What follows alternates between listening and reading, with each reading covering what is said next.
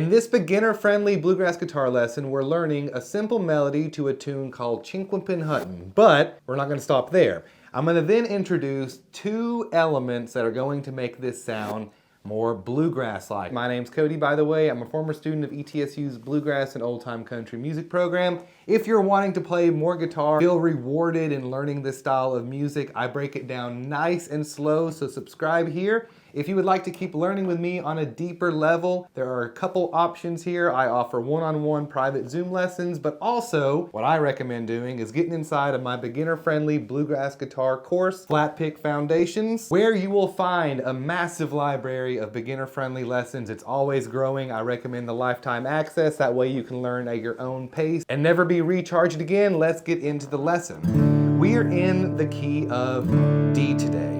What I was doing there at the beginning to incorporate the melody out of the D chord was starting here with my pinky on the 4th fret of the D string. Now, if you are just practicing this, you can get away with your ring finger here if that feels a little bit better, if you're just practicing the lead, that is. But what I recommend doing is doing it both ways, which I did there in the intro to start this lesson.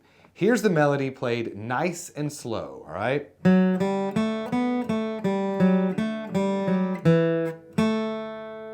One more time.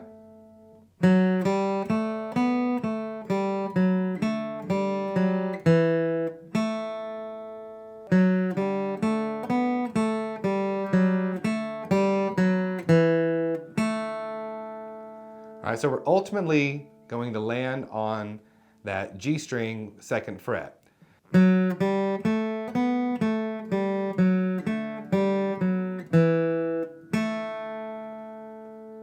All right, play that as slow as you have to go. The second part here is exactly the same minus that last note. We're going to be repeating the exact same note pattern, but we're going to end on an open D as opposed to the 2nd fret of that G string. So here's how the second half of this will sound.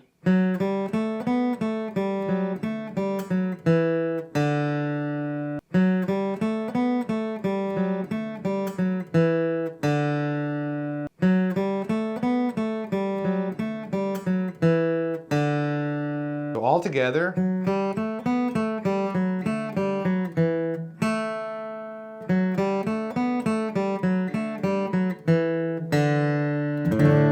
Now, you can end this or resolve it into a D chord, all right? And you can start there as well. But this being beginner friendly, it's important that we get the notes right first in the melody, and then we can add other elements in later. So how that would sound is...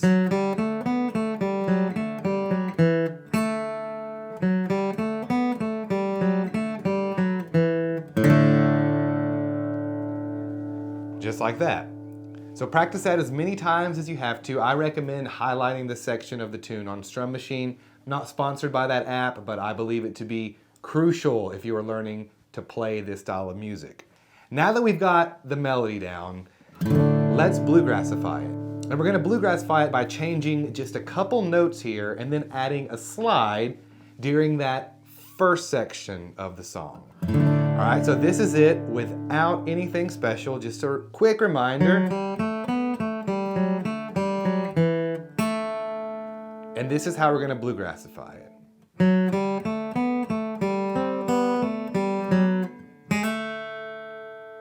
All right, one more time, and then I'll break it down.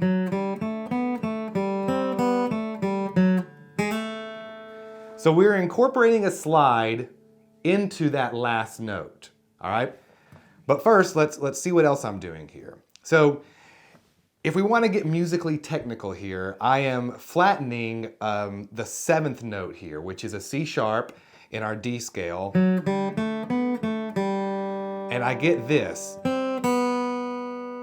right? And that second note there is just an open B note. But that note there, 1st fret on your B string, is really what's giving us that bluegrass real estate, all right? So you can imagine we're inside of this box here with the main melody, and for this second part I'm showing you, we are getting out of that box ever so slightly, but we're going right back home to it, all right? That's why we're sliding in there, okay? So once again,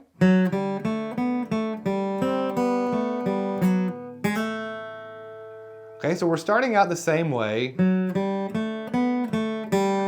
working mainly on that G string there, and then we're going to those 2 extra notes. Back to the 4th fret, and then we're sliding into that last note as I said.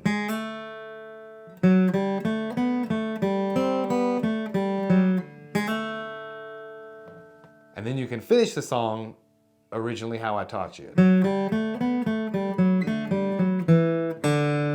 And right away, you've got a lot of cool bluegrassiness. Folks, check out Flatpick Foundations down below. You're gonna get on-screen tabs. I think it's great to have structure in learning this style of music. None of the lessons go too awful deep. I'm really big on keeping them manageable. That way you can actually go into the lesson, learn something, feel confident, and then you'll want to learn more and more and progress further along rather than getting stuck in some of the technical jargon. But do check it out. If you book a one-on-one Zoom lesson, you will get a discount to lifetime access into the paid course. That way you can get to know me and sort of understand how I teach and how I go about things. Also, check out my store, get yourself a page, capo, or a t-shirt. Let me know what you thought about all this down in the comment section. Folks, we'll see you on the next one. Bye-bye.